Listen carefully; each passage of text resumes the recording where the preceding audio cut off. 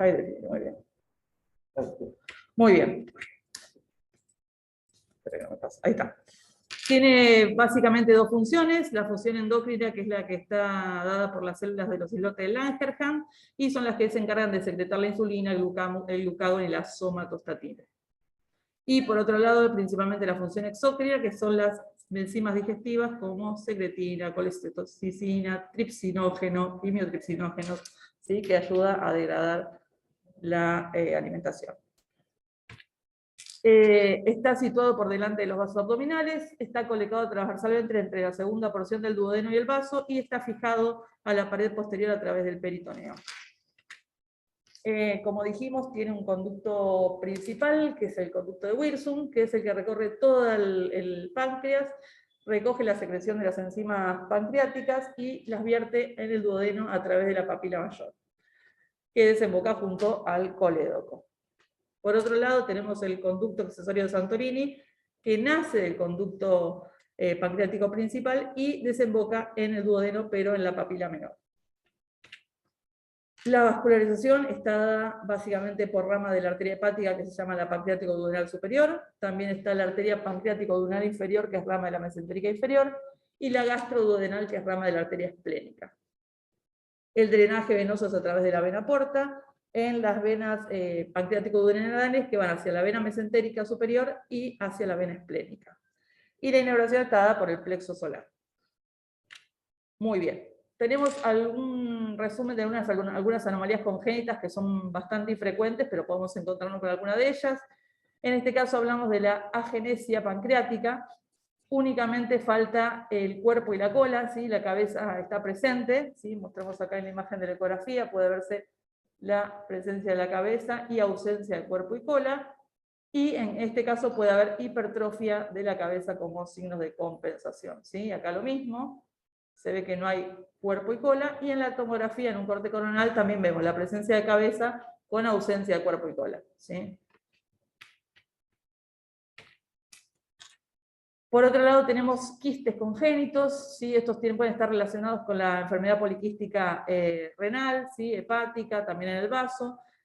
Son quistes que pueden ser muy submilimétricos, hasta quistes un poquito más grandes, de 3 a 5 centímetros. Y acá tenemos la imagen en la ecografía, donde se ven múltiples imágenes quísticas en proyección, en este caso de la cabeza pancreática, ¿sí?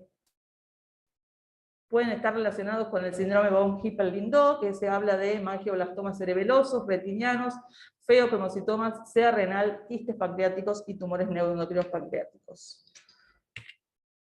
Otra de las anomalías congénitas que podemos tener en páncreas es la fibrosis quística, ¿sí? Acá hay un gen que codifica una proteína conductora que hace que la secreción sea mucho más espesa, ¿sí? Hay una afectación en la secreción de bicarbonato, así como también de sodio y agua. Eso hace que esté la secreción como más rica en proteínas y mucho más espesa.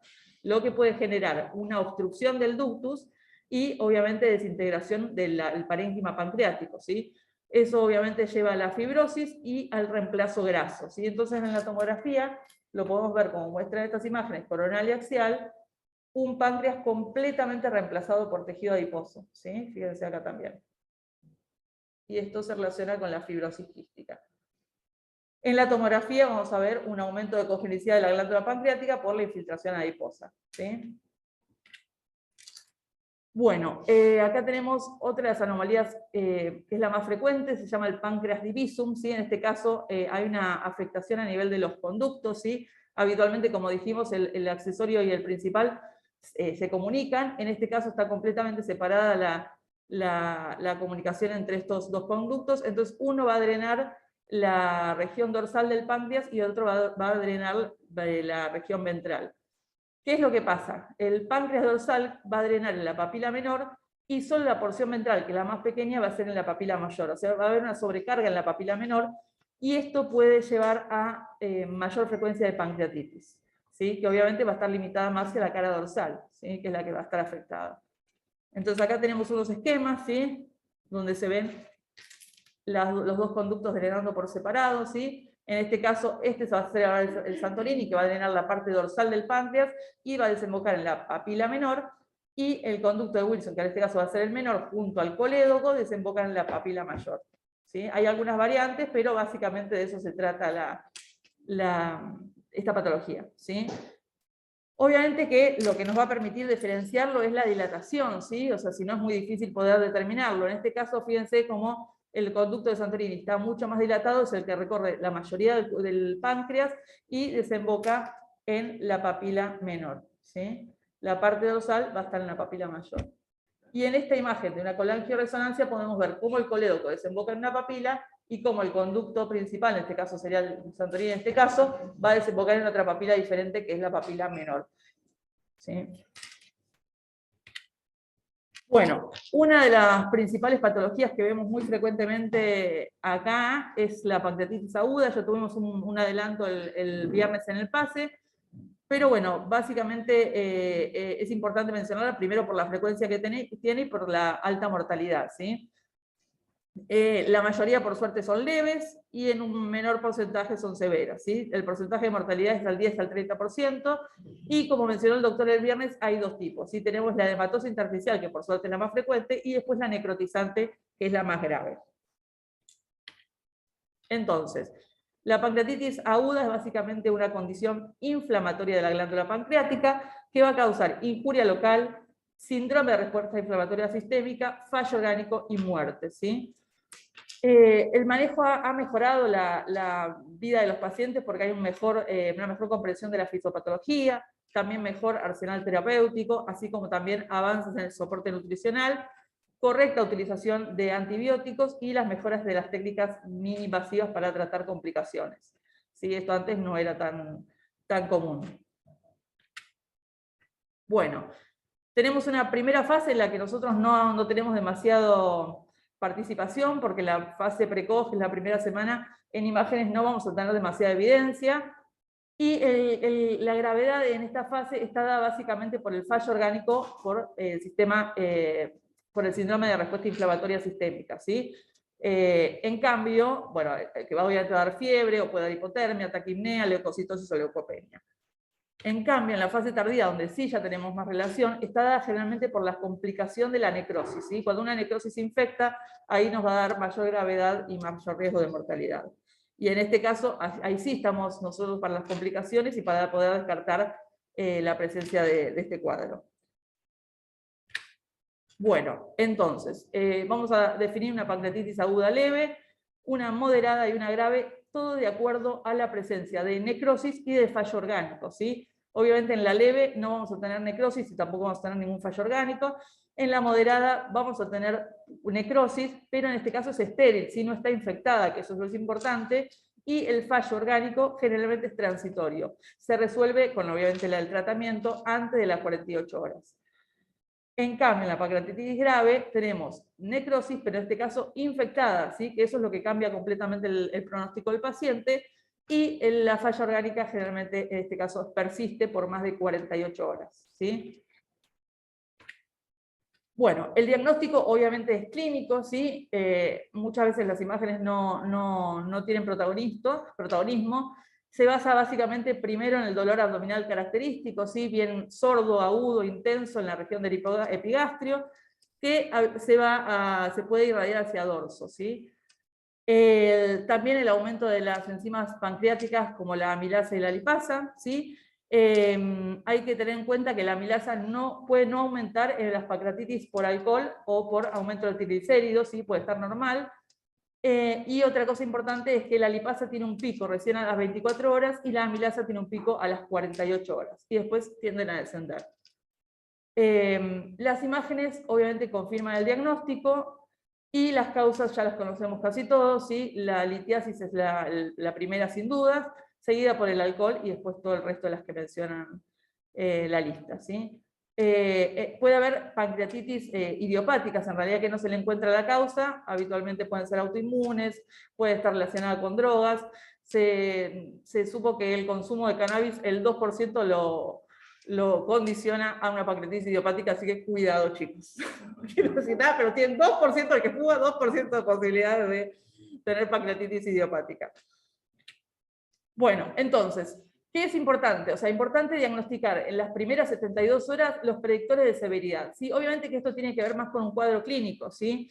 pero nosotros tenemos alguna inferencia y tenemos que además conocerlo, ¿sí? Entonces, un 20% de los cuadros de pancreatitis pueden ser severos y esto lleva a una mortalidad, como dijimos, del 30%. Se usan scores muy viejos como el Apache y el Ransom. Estos tienen la complicación que se hacen a las 48 horas de ingreso y lo que determina la mortalidad, como dijimos, son el fallo orgánico durante la primera semana y posterior a la primera semana lo que determina la mortalidad es la necrosis pancreática infectada. ¿Sí? Entonces, por eso hablamos tanto de fallo orgánico, porque habitualmente es lo que tenemos en cuenta en la primera semana, y en la segunda semana, muy importante detectar nosotros la necrosis pancreática infectada. Entonces, acá hay un resumen de los criterios de Ransom y Apache, que no es necesario que lo sepamos, pero no está de más, ¿sí? Entonces es un puntaje que se adquiere en los pacientes, en el caso del Ransom, al ingreso de las 48 horas. Se diferencian si es de origen litiásico o no litiásico en algún detalle, pero no demasiado. Tiene en cuenta los parámetros que están mencionados, ¿sí? Y también se obtiene a las 48 horas, donde vamos a determinar si hay un descenso del hematocrito, ¿sí? Si hay déficit de líquidos, calcemia y todo eso, lo que le va a dar un puntaje, y eso obviamente incrementa el riesgo de mortalidad. Apache no se lee demasiado bien, pero bueno, también tiene que ver con la temperatura, frecuencia cardíaca, frecuencia respiratoria, tensión arterial, ¿sí? Todo esto también lo toma y va a dar un determinado puntaje que también obviamente tiene relación con la mortalidad del paciente. Bueno, ¿por qué hablamos tanto de fallo orgánico persistente? ¿Sí? Es el que dura más de 48 horas, que está afectado básicamente la parte respiratoria, la parte renal y la parte cardiovascular con la tensión arterial. Esto se llama score de Marshall, que también obviamente es un parámetro clínico, que determina que la presencia de 2 puntos o más es la presencia de un fallo de un órgano, ¿sí? Con consiguiente mayor morbimortalidad, ¿sí? Entonces también le da un puntaje, ¿sí? De acuerdo a si afecta la parte respiratoria, renal o cardiovascular, que obviamente va a ir cambiando el pronóstico del paciente. Hay otros que se pueden hacer un poquito más rápido, en este caso el BISAP, ¿sí? Que se hace en las primeras 48 horas, ¿sí? Que también determina parámetros clínicos, temperatura, frecuencia cardíaca, leucocitosis, edad, derrame pleural y todo esto, y que también es un score que a medida que va aumentando, aumenta la mortalidad, ¿sí? Obviamente que esto no nos pertenece tanto, pero no está de más saberlo para poder correlacionarlo con las imágenes que vemos, ¿sí? Bueno, entonces, el fallo de órgano y la infección del tejido necrótico, que en eso sí estamos nosotros, o pancreático o peripancreático, son los que determinan la severidad y cómo va a responder el paciente, ¿sí? Como dijimos, esto es importante en las primeras 72 horas, ¿sí? El BISAP tiene más marcadores pronósticos, ¿sí? Y la amilasa y la lipasa no tienen que ver con el tema de la severidad, ¿sí? Pueden tener una lipasa y amilasa aumentada 5 veces más, 10 veces más, y no tiene que ver con la severidad del pronóstico, ¿sí? Ni el pronóstico del paciente. Sí es importante la falla de órgano en la primera semana y la necrosis de la infectada en la segunda semana. Bueno, en 2012 es un poco más nuevo, ¿sí? Se hizo una nueva clasificación, ¿sí? Que tiene que ver con los factores reales de la gravedad en vez de algo predictivo, ¿sí? Entonces, tiene en cuenta la necrosis peripancreática y el fallo orgánico, ¿sí? Acá tenemos, lo determinan en pancreatitis leve, moderada, severa a severa, ¿sí? En la primera no tenemos falla de órganos y no hay complicaciones sistémicas o locales, y las complicaciones locales son la presencia de complicaciones de la pancreatitis, ¿sí?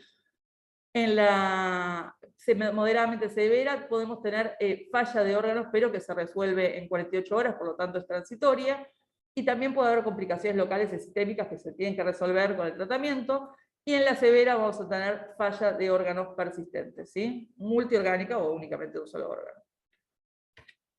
Bueno, diagnóstico, lo que más nos importa a nosotros. Bueno, obviamente la ecografía puede tener una sensibilidad un poquito baja para la detección de una inflamación del páncreas en un periodo muy agudo, ¿sí? Porque podemos verlo completamente normal, pero bueno, a medida que avanza, lo que uno debería buscar en la ecografía es el aumento de tamaño de la glándula pancreática, alteraciones en la ecogenicidad, generalmente se ven glándulas con áreas más hipoecoicas, ¿sí? O anecoicas, líquido peripancreático, colecciones, ¿sí? Seguimiento de las complicaciones y obviamente la guía de procedimientos, ¿sí? Si tienen que drenar algo o hacer algún procedimiento, nosotros podemos guiarlo.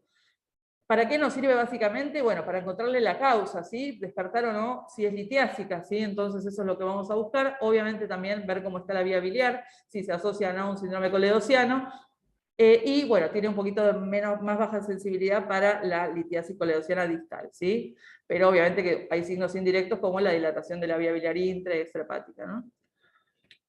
Bueno, acá tenemos una ecografía abdominal donde se ve una glándula pancreática aumentada de tamaño, ¿sí? De contornos más difusos, y fíjense que tiene una heterogeneidad en el parénquima, ¿sí? Con áreas más hipoecoicas, ¿sí? Esto habla seguramente de edema, ¿sí? Con un poco de líquido peripancreático. Bueno, entonces, ecografía abdominal, aumento de tamaño de la glándula pancreática, disminución de la ecogenicidad, pues puede ser parcheada, ¿sí? Y líquido peripancreático. Obviamente, extrapancreático vamos a ver si tiene colecciones, si hay líquido en el resto del abdomen, ¿sí? Todo eso lo vamos a buscar. Y también nos sirve para la detección de complicaciones. Si hay pseudoquistes, si hay trombosis de los vasos adyacentes, o si tenemos pseudoneurismas, ¿sí? En este caso vemos una ecografía donde se ve un páncreas difuso, aumentado de tamaño, heterogéneo, y tiene una colección por delante bastante definida, ¿sí? Se puede utilizar la econdoscopía, que en realidad básicamente sirve lo mismo que es para la litiasis coledociana en este caso. Fíjense que lo que marca cuando no lo vemos por ecografía es lo que marca la flecha, la dilatación del colédoco con la litiasis, y la colangioresonancia lo mismo, ¿sí? Más que nada para el defecto de relleno que se ve en colédoco distal, indicando la presencia seguramente de un cálculo. Bueno, la pancreatitis aguda biliar es la más frecuente, ¿sí? ¿Y qué es lo que pasa con el CPRE? ¿Sí? La CPRE había una discusión si es conveniente realizarla en las primeras horas o no, y se llegó a la conclusión que únicamente sirve o tiene mayor beneficio la CPRE cuando esta pancreatitis aguda está asociada a colangitis bacteriana, ¿sí? Obviamente por la obstrucción persistente lo que hace es que se infecte la vía biliar, y en este caso sí, está indicada tempranamente la CPRE con la extracción del cálculo y la papilotapia, ¿sí? Bueno, entonces, obviamente el laboratorio, que va a ser la parte clínica, va a medir la respuesta inflamatoria, a ver cómo va eso, ¿sí? Apache y Ransom, que son lo que usan los médicos clínicos, y nosotros nos vamos a ocupar del índice de severidad por tomografía, ¿sí?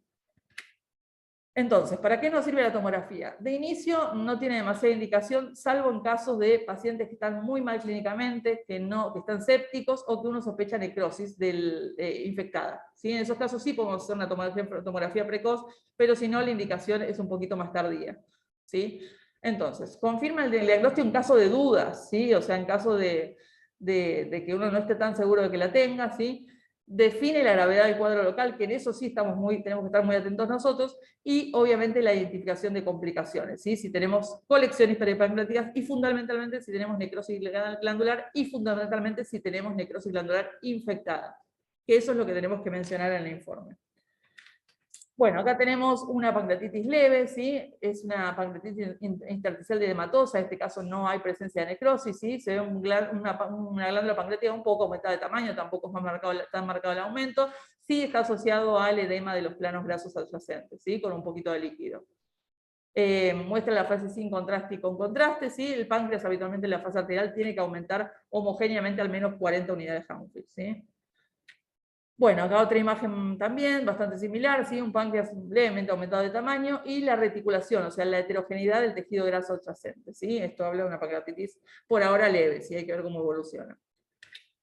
Bueno, en este caso tenemos un cuadro de pancreatitis más severa, donde vemos sus colecciones líquidas más importantes, ¿sí? Y fíjense que ya el parénquima pancreático no realza homogéneamente, sino tenemos un área de menor densidad de hipotenuación a nivel del cuerpo y cola pancreática, ¿sí? Esto puede ser tranquilamente edema, pero lo que se descarta es que no sea, se tiene que descartar es que no sea necrosis, ¿sí? Habitualmente necrosis es después de la primera semana, ¿sí? Bueno, ¿por qué tenemos que mencionar en el informe qué porcentaje de necrosis tiene la glándula pancreática? Porque esto cambia el panorama del paciente, ¿sí? O sea, cambia el pronóstico del paciente. Entonces, en este caso, fíjense que hay un área hipodensa, ¿sí? Mal definida a nivel de, parece, proceso uncinado, cabeza pancreática, y que está afectando, no se ve la glándula entera, pero crean que aproximadamente menos del 30% de la glándula pancreática, ¿sí? Lo mismo que en la imagen de abajo, ¿sí? Más afectada la cabeza y un poco de cola, ¿sí? Tiene una colección por delante de la cabeza, ¿sí? Acá tenemos una necrosis que afecta aproximadamente el 30-50% de la glándula pancreática, ¿sí? Fíjense que está afectado más que nada el cuerpo, mucho más, más grave que la anterior. Y bueno, hay que ver cómo sigue la evolución de este paciente. Y en estos casos de pacientes que tienen afectado más del 50% de la glándula, fíjense que acá ya perdió completamente la densidad habitual de la glándula pancreática, ¿sí? Ya está reemplazado completamente por esa imagen hipodensa, mal definida, ¿sí? Respeta un poquitito la parte de cabeza pancreática, pero el resto está completamente afectado. Se asocia mucho más líquido libre, ¿sí? Y en este caso también litiasis vesicular, ¿sí? Lo mismo la imagen de la izquierda, donde se ve también la marcada necrosis de esta glándula, ¿sí? Con mucho líquido libre. Acá tenemos en caso de necrosis más tabicadas, más septadas, fíjense que están más contenidas, pero reemplazaron completamente la glándula pancreática por estas imágenes, ¿sí? Lo importante es mencionar que en este caso tiene una necrosis de más del 50%, pero no se ven signos de infección de la necrosis, ¿sí? Si el paciente empieza con fiebre o mal estado general, uno puede repetir la tomografía para poder ver si hay infección de esa necrosis, ¿sí? Entonces, tenemos el índice de severidad por tomografía, es la escala de Baltasar, ¿sí? Como mencionamos el viernes, obviamente la A es el páncreas normal, el B es el que hay solamente aumento de tamaño focal o difuso de la glándula pancreática, el C, habitualmente alteración de la grasa adyacente, el D tenemos una colección única, y el E tenemos más de una colección o presencia de burbujas aéreas, ¿sí? Que las burbujas aéreas nos indicarían infección, ¿sí? Y fíjense que esto lo suma al porcentaje de necrosis, y entonces va a cambiar el riesgo del paciente, si el cuadro si es severo o no, de acuerdo al porcentaje de necrosis que tenga, ¿sí? Menor a 30% da 2 puntos, entre 30 y 50% da 4 puntos, y más de 50% tenemos 6 puntos, y con eso podemos determinar el riesgo de mortalidad del paciente, ¿sí? Obviamente a mayor puntaje mayor riesgo, y mayor riesgo de complicaciones, ¿sí? Esta es la escala de Baltasar. Bueno, la tomografía básicamente se basa en la búsqueda de complicaciones, ¿sí?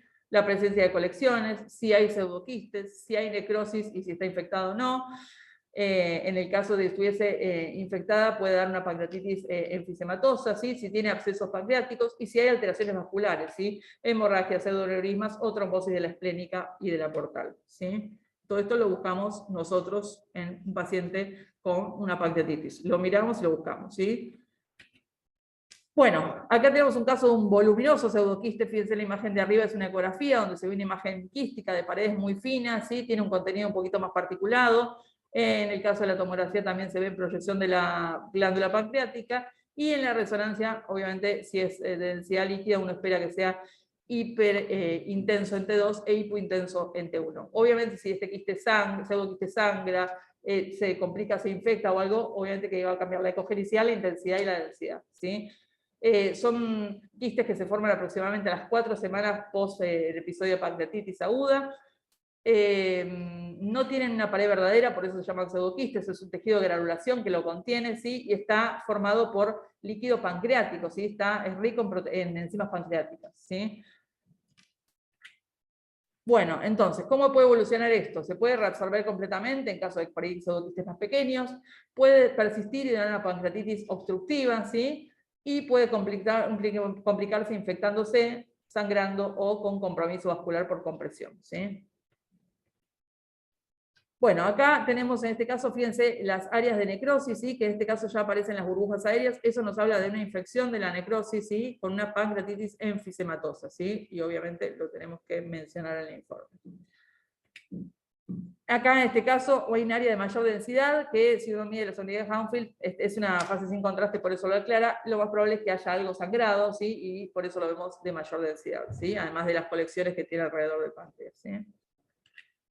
Bueno, acá muestra la evolución de un paciente, ¿sí? Como empezó con una pancreatitis un poquito grave, pero no, sin infección de la necrosis, y con el paso de los días, fíjense cómo la necrosis fue infectándose, ¿sí? Y esto conlleva a mayor riesgo de mortalidad y complicaciones, ¿sí? Entonces, todas las colecciones que tenían, que eran de un tamaño considerable, ¿sí? Se infectaron y están reemplazadas también por contenido aéreo, ¿sí? Fíjense ahí, todo adyacente a la cola pancreática, y hasta discurren por el flanco y por la gotera paritocólica también, ¿sí? Todo esto es necrosis infectada, ¿sí? Bueno, entonces, vamos a encontrar la infección de la necrosis, presencia de burbujas aéreas, ¿sí?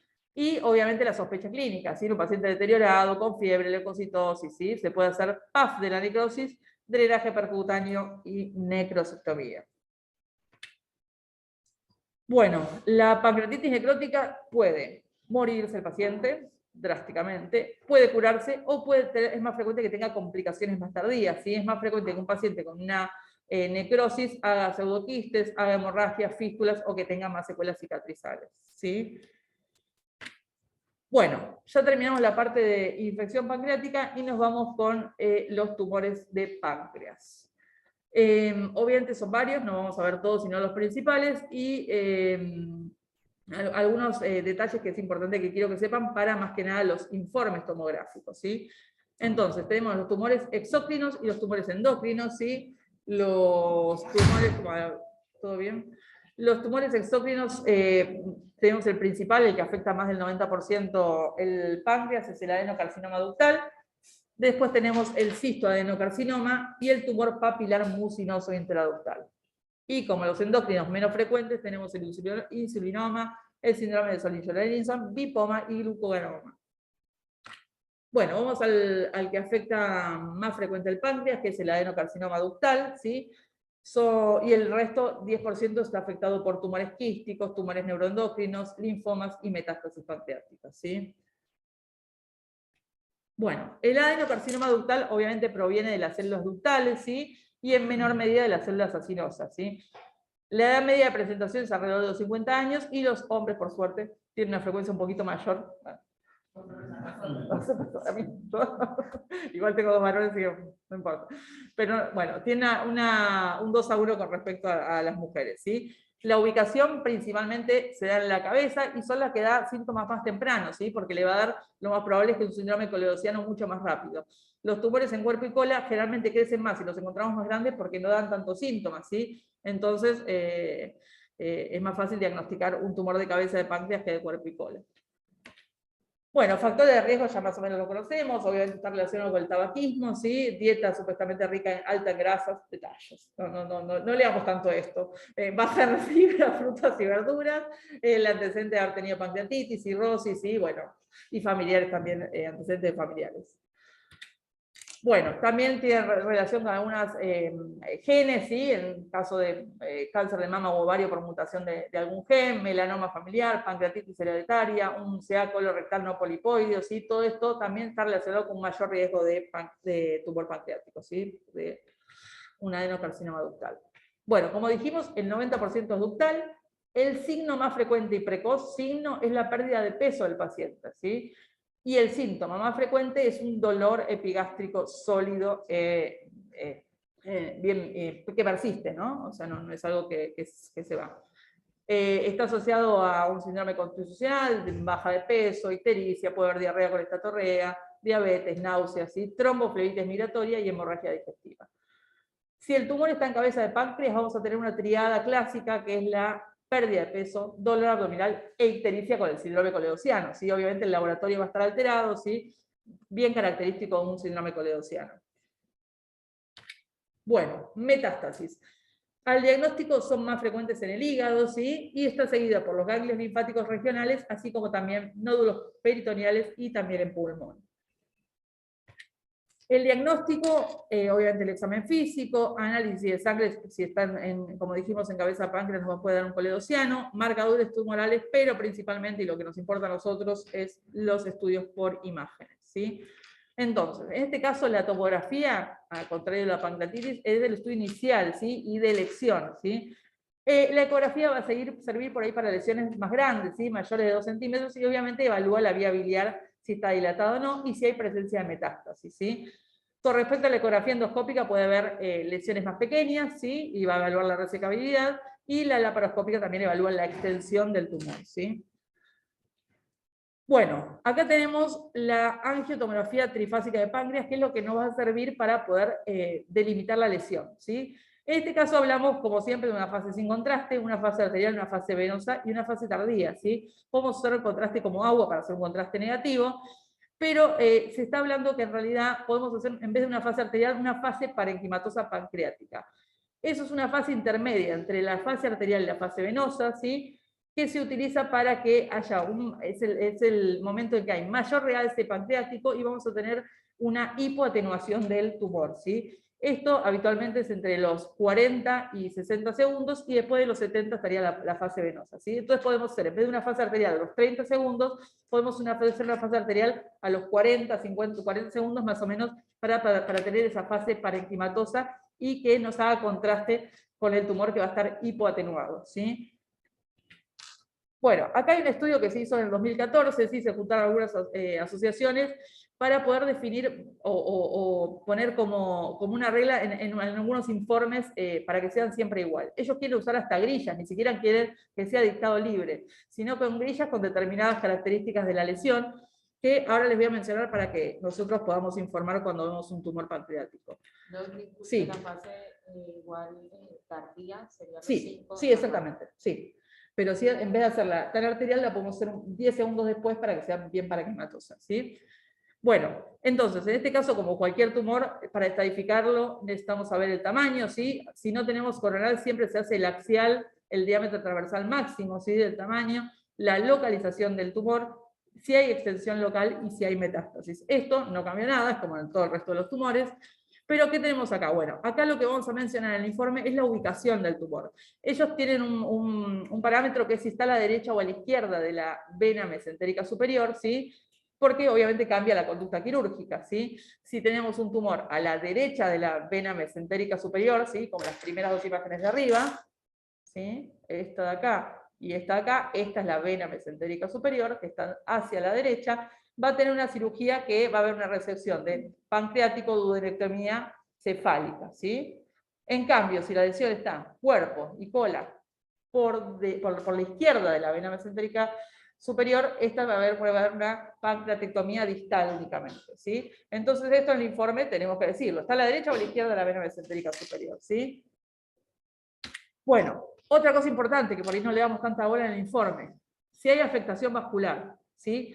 Estamos haciendo una angiotomografía trifásica tenemos que ver sí o sí la parte vascular, ¿sí? O sea, no podemos solamente informar medida, dimensiones, si hay ganglios, metástasis y nada más, sino que tenemos que ver el compromiso vascular.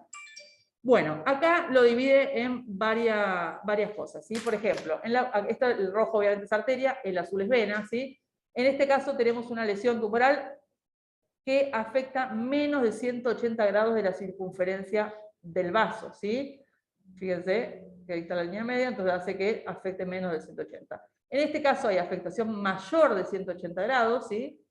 Y en este caso, por ahí no hay afectación mayor, pero ¿qué tenemos? Deforma la estructura vascular, ¿sí? Todo esto cambia criterios de resacabilidad o no. Sí, bueno. Y en cuanto a lo venoso, lo mismo, ¿sí? Si la lesión afecta menos de 180, si afecta más de 180, si deforma el vaso, y si da este signo que se llama signo en gota, ¿sí? Que tiene que ver con afectación e infiltración venosa, ¿sí? Bueno, acá hay un cuadrito que después me gustaría que lo lean con bastante atención, ¿sí? Porque, como dijimos, se clasifica en 3 categorías. Si el tumor es resecable, si es borderline, para resecarlo o no, es una enfermedad localmente avanzada, o si directamente no se puede hacer nada y chao paciente, que tenga mejor vida. Entonces, ¿cómo sabemos si es resecable o no? Nos tenemos que fijar básicamente en la parte arterial y venosa. Esto es importante porque lo tenemos que informar. Ellos, es más, tienen que estar estipulado como en planilla, ¿sí? Pero nosotros tenemos que informarlo. Entonces, un tumor resecable es el que va a tener los bordes, la grasa, el plano graso limpio del tronco celíaco, de la arteria mesentérica superior y de la arteria hepática. Entonces, cuando vemos un tumor de páncreas, en la tomografía sí o sí vamos a mirar tronco celíaco, arteria mesentérica superior, arteria hepática, ¿sí? Si estos planos grasos están limpios, el tumor directamente es resecable, ¿sí? Bueno, todo esto en ausencia de metástasis, ¿no? Tampoco es que vamos a sacar cualquier cosa. Cuando el tumor es borderline, pero resecable, en este caso, ¿sí? Vamos a tener una afectación menor a 180 grados de la arteria mesentérica superior, ¿sí? Y podemos tener afectación de la arteria hepática, de la arteria gastroduodenal, pero no hay afectación del tronco celíaco, ¿sí? Entonces, un tumor que no afecta tronco celíaco, pero sí afecta arteria hepática y sus ramas, no pasa nada, puede ser resecable, ¿sí? En el caso de irresecabilidad que no se puede sacar es cuando hay invasión, obviamente, de la aorta o cuando hay invasión del tronco celíaco. Y cuando tenemos una afectación de la circunferencia de la mesentérica superior mayor a 180 grados. ¿Sí? ¿Eso más o menos quedó claro? ¿O tienen alguna duda con...? ¿Sí? ¿Entienden lo de 180 grados cómo afecta al vaso? Bueno, con respecto a la parte venosa, ¿cómo sabemos si es resecable o no? En el resecable no va a haber afectación de la vena mesentérica superior y tampoco va a haber afectación de la porta, ¿sí?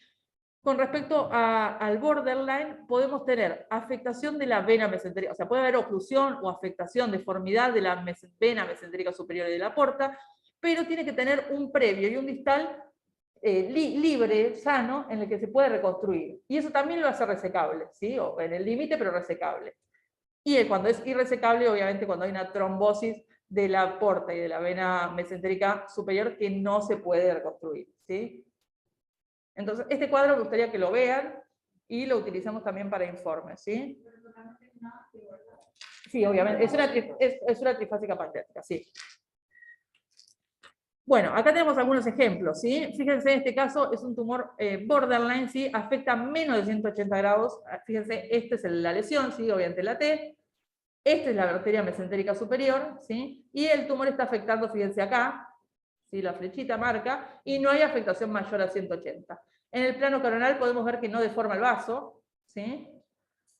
Y eso lo tienen un tumor borderline, ¿sí? ¿Por qué es borderline? Porque sí está afectando los planos grasos, ¿sí? Por eso no dejó de ser solamente resecable, ¿sí? Si esto estuviese limpio, ahí sí sería resecable completamente, ¿sí?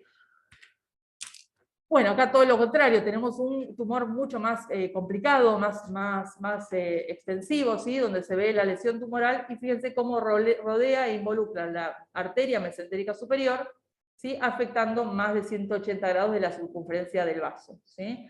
Lo mismo acá, fíjense que la lesión afecta hasta la alteración de la morfología del vaso, ¿sí? Y también está afectando la primera rama de la mesentérica superior, ¿sí? Entonces este ya lo consideran irresecable. Bueno, acá tenemos una lesión que afecta arteria hepática, sí, que es esta que está acá, la bifurcación, sí, fíjense que la lesión es todo esto, ¿y qué problema hay acá? Afecta el tronco celíaco, por lo tanto lo convierte en irresecable, ¿sí? Esto es lo que lo cambia. Si esta lesión no hubiese afectado el tronco celíaco, era borderline, ¿sí? En este caso, afecta al tronco celíaco, chau, pasó irresecable. Bueno, acá tenemos otro borderline, ¿sí? Donde vemos la lesión, ¿sí? Acá, y la vena mesentérica superior, ¿sí? Muy bien. Bueno, acá tenemos el caso de qué pasó. Era una lesión, las primeras dos imágenes de arriba, la A y la B, ¿sí? Vemos un tumor pancreático, que se ve acá, ¿sí? Que afectaba la vena, más de 180 grados, la vena mesentérica superior, pero ¿qué pasaba? Afectaba la rama también, y esto lo convertía en irresecable, ¿sí? O sea, afectaba la rama de drenaje de la vena mesentérica y también la mesentérica.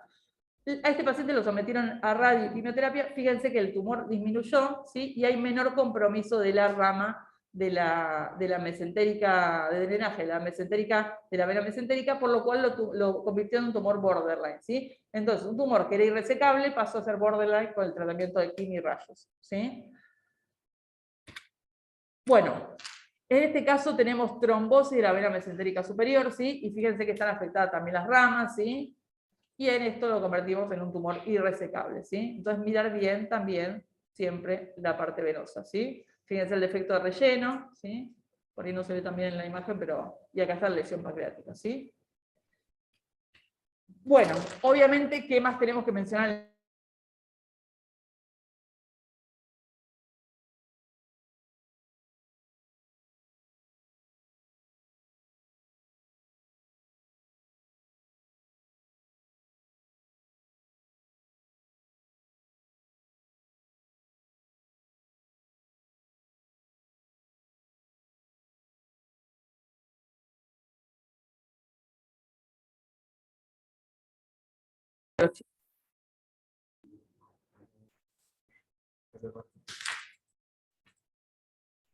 Ahí está.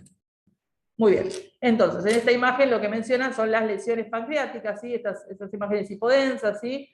que tiene un realce periférico, no se hablaría en el contexto de un tumor pancreático de metástasis pancreática. Entonces, ver bien ganglios, ¿sí? Ver bien peritoneo, ver si ascitis, ¿sí? Todo eso lo mencionamos en el informe, obviamente, ¿sí? Bueno, antes de pasar, bueno, esta es otra lesión pancreática, ¿sí? También bastante marcada, importante, ¿sí? Fíjense que en este caso también lo que tenemos es un realce más homogéneo y más tardío, ¿sí? Lo que nos ayuda a determinar también la lesión pancreática, obviamente, es la obliteración del conducto de Wilson, ¿sí? Entonces también, cuando venimos un Wilson que está dilatado y se interrumpe abruptamente, obviamente buscar el tumor. ¿Qué quiero que quede claro? Que en el informe es necesario, obviamente, decir la dimensión del tumor, la ubicación, ¿sí? Si está a la derecha o a la izquierda de la vena mesentérica, y fundamentalmente si hay compromiso vascular, ¿sí? Eso lo tenemos que mencionar, ¿sí? Obviamente si hay enfermedad metastásica o ganglionar también, pero sí quiero que queden claro que esas cosas del informe tienen que estar, y obviamente lo extrapancreático también. Bueno, otros métodos diagnósticos, en realidad CPRE más que nada para paliativos, ¿sí? Puede ser para colocar un stent, ¿sí? En caso de que no se pueda hacer nada, ¿sí? La resonancia magnética tiene el mismo beneficio que la tomografía, solamente que es más cara y está menos disponible, por lo tanto no lo hacemos, y obviamente PET-CT también para el post-tratamiento, ¿no? Bueno, entonces, como dijimos, los resecables, de acuerdo a donde esté ubicado el tumor, se puede hacer la duodenopancreatectomía cefálica o la total o distal, de acuerdo a donde esté ubicado el tumor, ¿sí? Y si no son resecables, obviamente lo paliativo, ¿sí? Los stent, derivaciones, quimio y rayos, ¿sí? No mucho más. Bueno, no todo es adenocarcinoma ductal, sino que tenemos otras lesiones pancreáticas, ¿sí? Que también tenemos que conocer. Tenemos la neoplasia intraductal papilar mucinosa, ¿sí? Que esta habla de una proliferación de las células de la mucinosas que forman papilas, ¿sí? Se va a ver un conducto dilatado con papilas en el interior, y va a ser una hiperproducción de moco, ¿sí? Habitualmente está dado más en hombres, mayores de 60 años, y puede ubicarse generalmente en cabeza y proceso uncinado. ¿Qué es importante de esta? Que al 30-60% de estas son malignas al momento del diagnóstico, ¿sí? Puede afectar tanto el conducto de Wilson como las ramas accesorias. Acá tenemos un esquema, ¿sí? Que muestra la lesión, ¿sí? Ahí va a haber una dilatación, ¿sí? Más que nada distal, ¿sí? A la obstrucción, que en este caso, fíjense las papilas como crecen hacia la luz, y tiene un contenido mucoso, ¿sí? En la tomografía vamos a ver la dilatación ductal, ¿sí? En este caso focal, que está asociada a unas papilas con crecimiento, ¿sí? Más endoluminal, ¿sí? La CPRE va a haber una papila abombada con abundante moco, mucina intraductal y dilatación quística del conducto pancreático. Bueno, en este caso vamos a tener un aumento que puede ser focal o segmentario del conducto pancreático, ¿sí? Y va a haber atrofia por compresión del parénquima pancreático, ¿sí? Lo importante es determinar si tienen masas sólidas papilares intraductales, ¿sí? Fíjense acá, que hay unas imágenes de mayor densidad, ¿sí? Además del moco y de la dilatación que tiene el conducto, hay unas imágenes papilares, que es lo que es importante identificar, obviamente, con el contraste, ¿sí?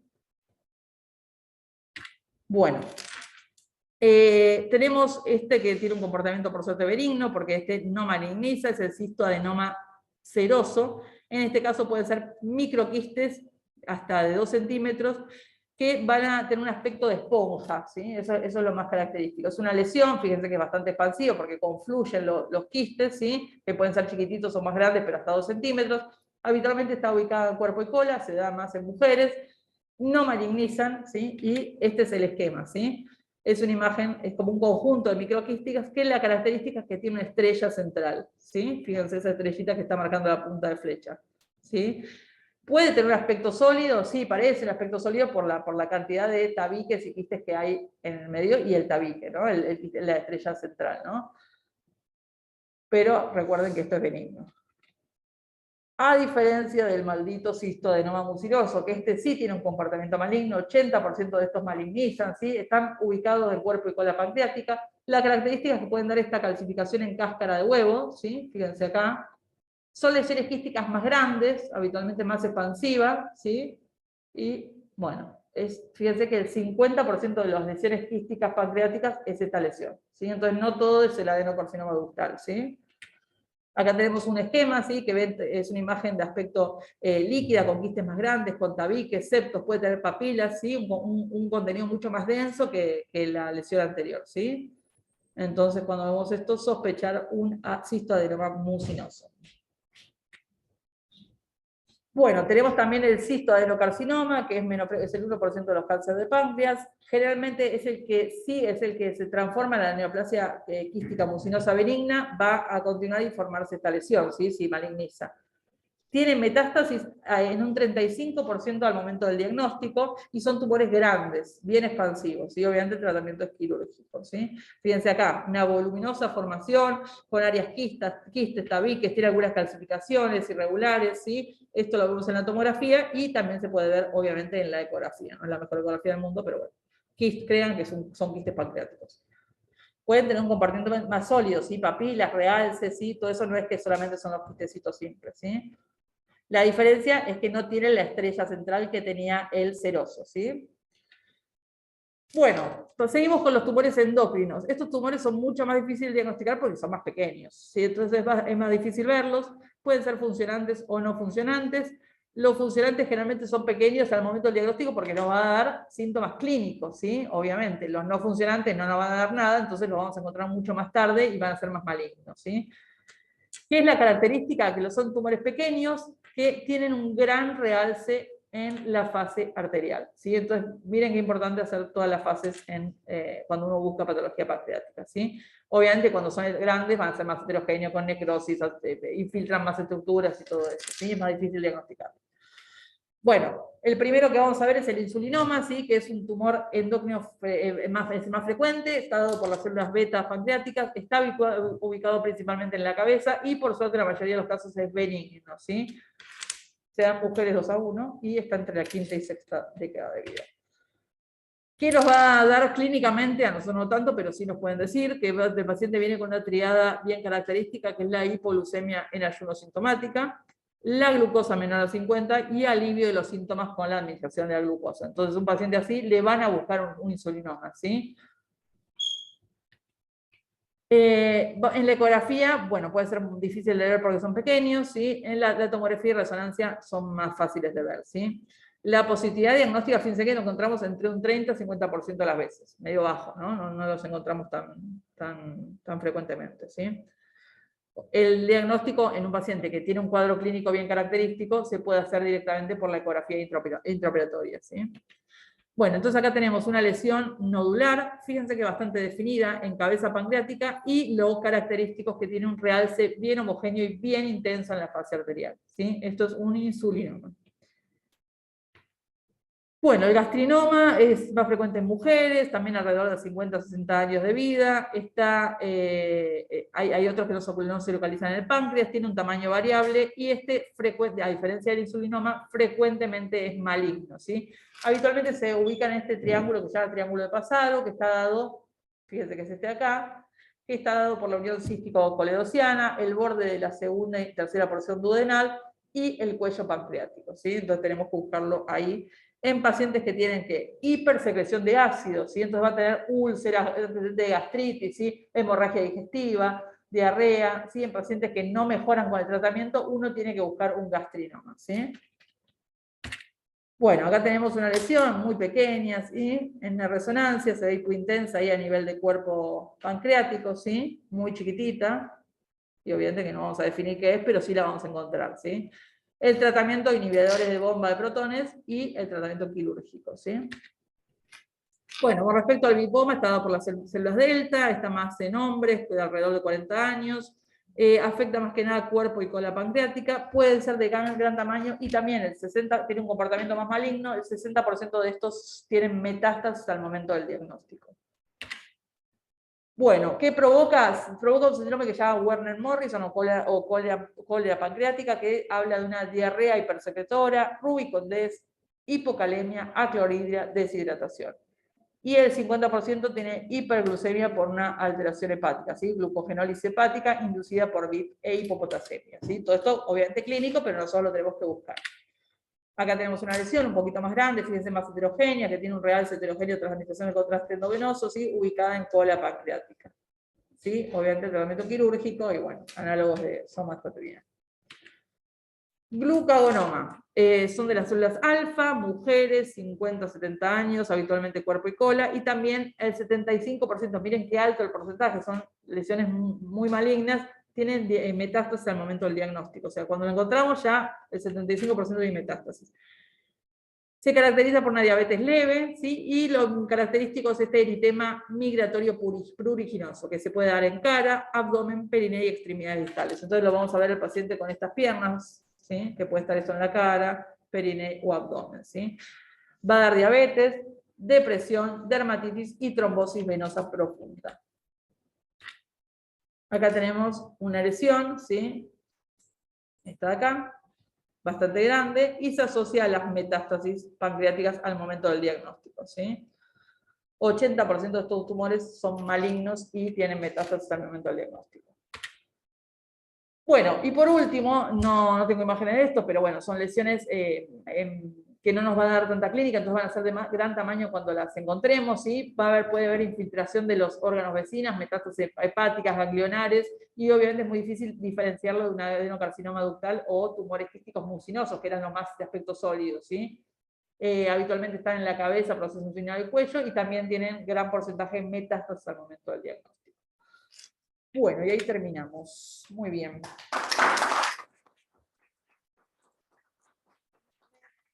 Lo que me parece importante es que les quede claro lo que nosotros vamos a utilizar, que son en los informes de tumores de páncreas, la ubicación y relación con la parte vascular, y en caso de pancreatitis, sí o sí, porcentaje de necrosis, y si está infectado o no. ¿Sí? Eso es lo que tenemos que quede más claro en esta clase, y sí después vean los cuadritos pequeños donde nos define cómo es la conducta a seguir de cada tumor. ¿Sí? ¿Alguna duda? Sí. Sí. Sí. La palabra ideal para usar sería bordea el vaso en un tanto por ciento. Sí, o afecta el vaso o involucra el vaso en aproximadamente 180 grados o menor o igual o mayor a 180 grados de la circunferencia del vaso. Y decir que vaso habitualmente tiene que ver con el tronco celíaco, arteria mesentérica superior y arteria hepática, ¿sí? Generalmente tiene relación con en esas arterias, ¿sí? Y en caso venoso con la vena mesentérica superior y con la vena porta, ¿sí? Bueno. Sí, afecta, está en relación a que no hay plano graso claro. entre el tumor y el vaso. A eso se refiere con la afectación. Sí. Y si no lo afecta, es decir, hay plano graso, ¿no?, limpio entre el tumor y tal determinado vaso, ¿sí? O sea, eso también mencionarlo, me parece importante. Obviamente que ellos utilizan una planilla, que nosotros no tenemos, pero por lo menos dictado o hablado con el médico es importante que lo mencionen en el informe, ¿sí? No sé si lo venían haciendo así, pero bueno, agregarle esas cositas para un informe más completo. Lo que hablaba es eso, que no quieren un informe libre porque muchas veces son tan extensos que al final terminan como diluyendo lo importante. Entonces lo importante en este caso es mencionar tamaño, ubicación, relación vascular y si hay metástasis o no y ganglios o no. Esas son las cosas que tienen que quedar sí o sí estipuladas en el informe. Y claras, ¿no?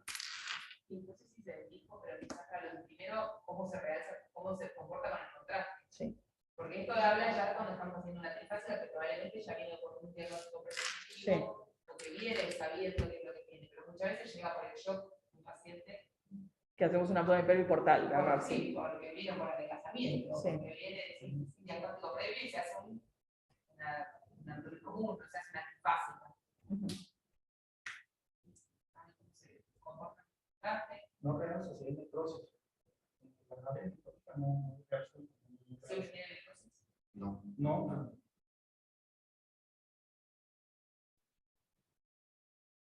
Segundo, tercero, podemos lograr cómo se comporta. Porque usualmente los adenocarcinomas son poco vascularizados y no captan tanto contraste. Entonces tienden a ser un poco más hipodensos en relación a del pared. Estaba mencionando una de las diapositivas, por ahí no le di tanta atención, pero lo importante es ver la fase tardía, ¿sí? O sea, en la fase tardía vamos a tener un realce más homogéneo, se puede ver bien la fase tardía, siempre en sospecha de tumor de páncreas.